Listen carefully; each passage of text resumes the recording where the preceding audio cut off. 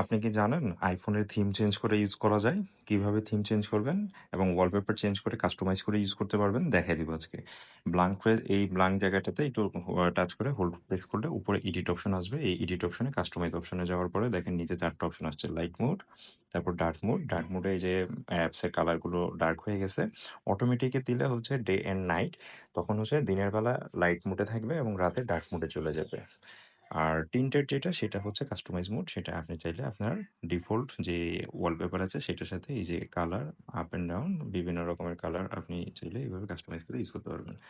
এখন দেখাবো হচ্ছে কিভাবে ওয়ালপেপার চেঞ্জ করতে পারবেন। এই সেটিংসে ওয়ালপেপার অপশনে আসার পরে আপনি নতুন ওয়ালপেপার সেট করতে পারবেন এখান থেকে। যেমন এই প্লাস অপশনে টাচ করার পর, যেমন ধরেন আপনি এই ওয়ালপেপারটা দিতে চাচ্ছেন, তো এটা দিলে এই যে অ্যাডেড দেওয়ার পর সেটা বাস ডান, শেষ।